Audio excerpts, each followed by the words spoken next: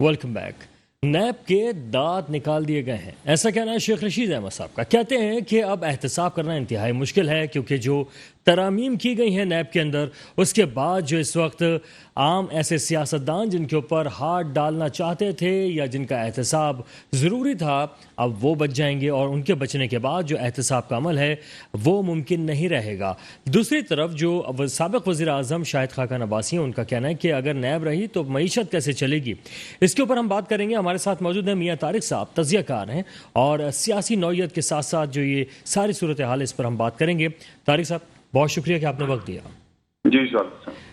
जनाब तारिक साहब, ये फरमाइएगा कि नैब में तरमीम की गई है और वो तरामीम जो की गई हैं उसके अंदर ख़ास बात जो काबिल ज़िक्र है वो ये है कि अगर नैब किसी पर इल्ज़ाम कोई लगाता है तो फिर उसी को साबित करना होगा। पहले ये था कि जो जिस पे इल्ज़ाम लगता था वही साबित कर रहा होता था कि जी मैं बेकसूर हूँ। तो सर, ये तरमीम जो है खान साहब की नज़र में ऐसी है कि मुल्क पे खुदा न खासा बमबारी कर दी गई। सर, क्या कहेंगे?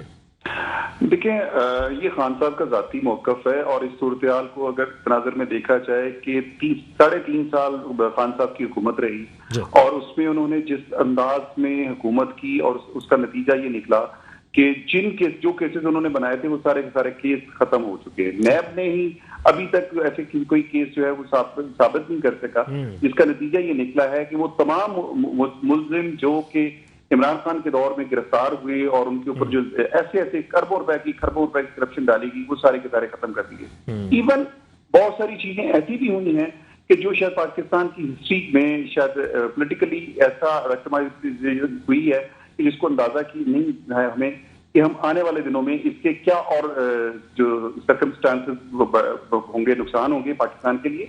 लेकिन एक चीज जो सबसे अहम इस वक्त है कि अगर कोई ऐसा चीज है, कानून साबित हो जाता है कि एक बंदा वाकई चोर है, तो उसको कानून है ये नहीं बनना चाहिए कि जनाब उसको ये होना चाहिए कि उससे एक ही कानून, अब उसके लिए तमाम पॉलिटिकल पार्टीज अगर इकट्ठी हो जाएं कि जो बंदा करप्शन करता है वो 1 रुपए की हो या 1 करोड़ रुपए की हो, उसको हैंग कर दिया जाए।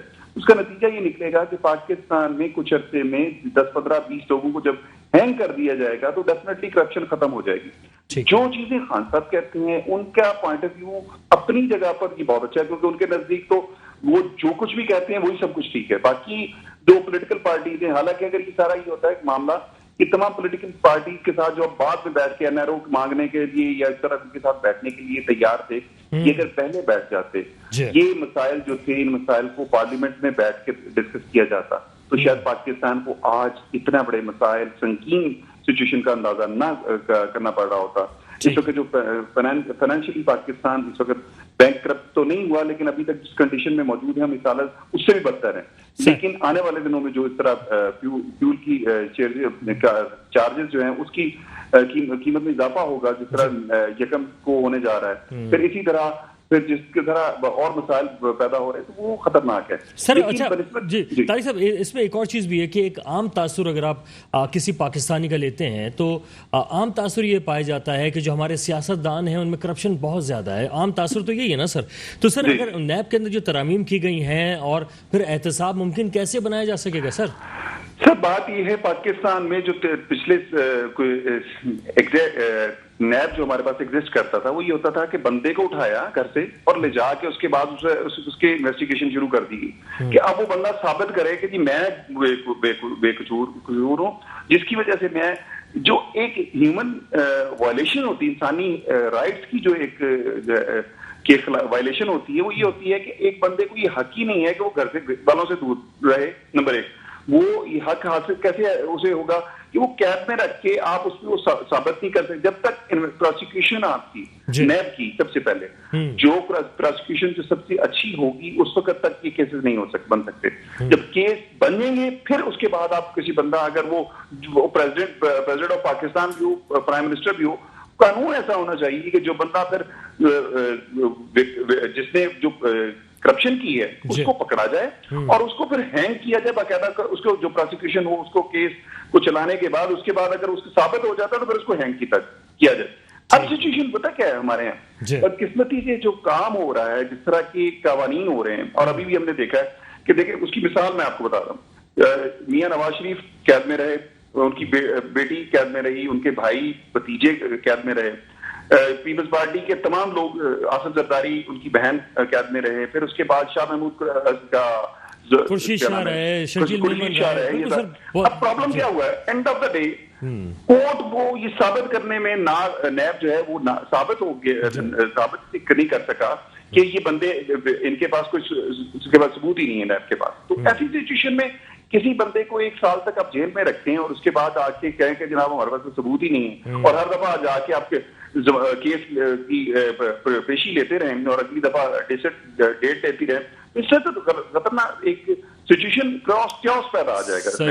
कानून क्या कहता है और कानून की करने पर इस्तेमाल करने वाले जो उसकी वायलेशन क्या कर रहे हैं, तो इससे कवानीन से किसी चीज को कोई बम नहीं पड़ेगा, इस पे कुछ नहीं होगा, लेकिन सिर्फ और सिर्फ ईमानदारी और नेक नियति उसको साबित रखना पड़ेगा हमें कि भाई जो बंदा भी करप्ट कर रहा है उसको फिर उसी नेक नियति के साथ उसको सजा।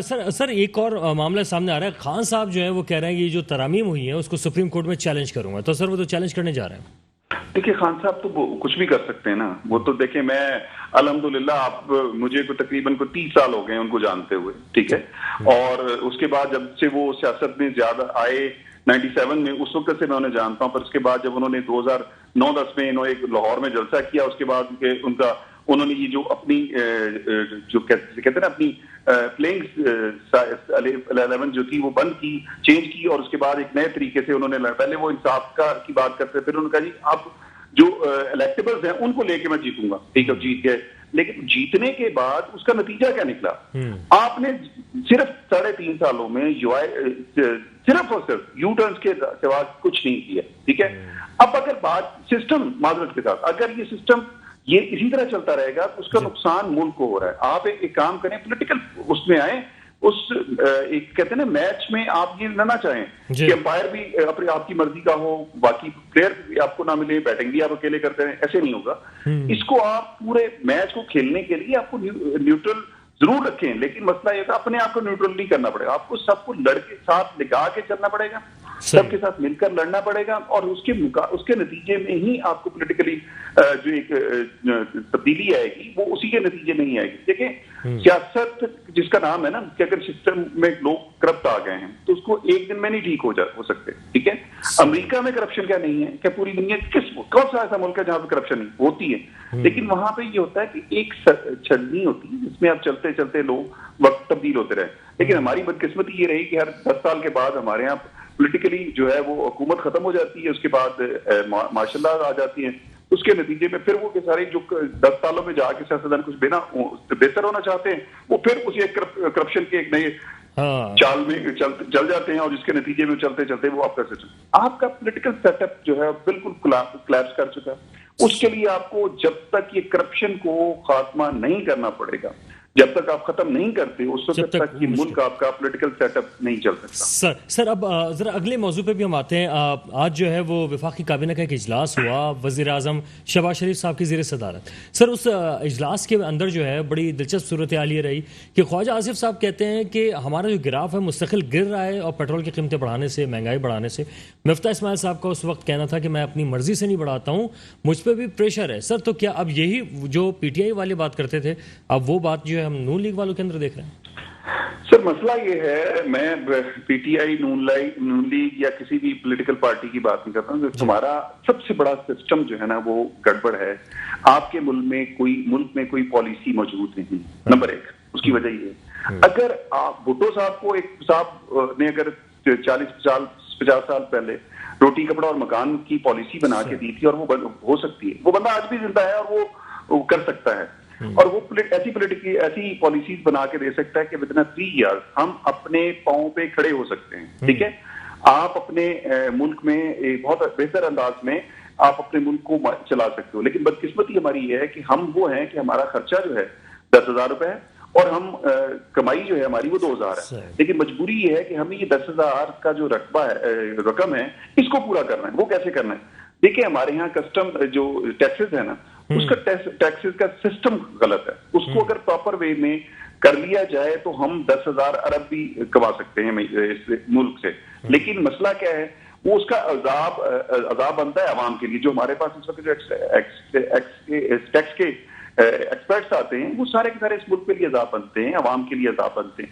इन पॉलिसियों को हमें चेंज करने के लिए ऐसे लोगों को, देखिए पाकिस्तान में लोग जाहिल नहीं है, सारे मिफ्ता इस्माइल नहीं है कि जी वो जो अपनी फैक्ट्री नहीं चला सकता है वो मुल्क नहीं चला सकता, ठीक है। तो इसके लिए हमें ऐसे एक्सपर्ट्स को, ऐसे लोगों को लाना होगा। ये हमारे पास जितने भी एक्सपर्ट्स आते हैं, वो हमारे जितने भी शौकत तरीन हो या हफीज शेख हो, ये जितने भी, ये सारे IMF और इधर उधर के आते हैं इस मुल्क के ऊपर। लेकिन हमें वो बंदा लेना होगा जो इस मुल्क के साथ मुखलिस है, जो मुल्क के लिए अच्छी पॉलिसियां बना सकता है। पॉलिसियों की बहुत सारी बातें थी, लेकिन खान साहब तक कुछ चीजें गई, लेकिन उन तक एग्जीक्यूट नहीं कर सके, ठीक है। वरना उनके पास चीजें बहुत सारी पहुंची, लेकिन एग्जीक्यूट इसलिए नहीं कर सके कि उन्हें खुद नहीं पता था कि एग्जीक्यूट कैसे होगा। इस वक्त जो मसाइल है उसमें सबसे अहम चीज है, आप विद इन 3 years आप इस मुल्क में पूरी वो कर सकते हैं कि इस मुल्क की इकोनॉमी बेहतर हो सकती है। आपकी इंटरनेशनली जो पॉलिसीज चल रही हैं जिसमें आपको IMF की माननी पड़ती हैं, ये सारी की सारी आप विद इन ईयर आप खत्म कर सकते हैं। लेकिन मसला क्या है, हमें ऐसे पॉलिसी साथ लाने पड़ेंगे जो ऐसी पॉलिसी इस मुल्क को चला दे सके, जिनके जरिए आपके मुल्क में जो इकोनॉमी मौजूद है, देखिए आपकी जो बेसिक इकोनॉमी है ना, वो है एग्रो बेस्ड। हमने बदकिस्मती हमारी ये है कि इस मुल्क में कि चारों तरफ से जो हमारे पास इस वक्त बॉर्डर्स हैं, वहां से आपकी गंदम चोरी हो रही है, आपकी स्मगल हो रही है, उसके बाद आपकी चीनी जो है वो स्मगल हो रही है। और भाई ये जब ये 2-3 चीजें आपकी प्रोडक्ट है, इनको आप रोक लो, आपके मुल्क में ये जो एक गुर्बत है उसको बेहतर किया जा सकता है। इसलिए कि आपकी चीजें जब बाहर स्मगल नहीं हो रही होंगी तो आपको प्रॉब्लम नहीं होगा, अपने मुल्क में चीजें प्रॉपर मिल रही होंगी। बिल्कुल बिल्कुल स्टेबल किया जा सकता है। बहुत शुक्रिया सर, बहुत शुक्रिया मियां तारिक साहब, आपने वक्त दिया, आपका बेहद शुक्रिया। सियासी तज्जियाकार हैं, अपना तज्जिया पेश कर रहे थे। यहाँ पे एक छोटा सा ब्रेक का वक्त हुआ है, ब्रेक के बाद वापस आएंगे, हमारे साथ रहिएगा।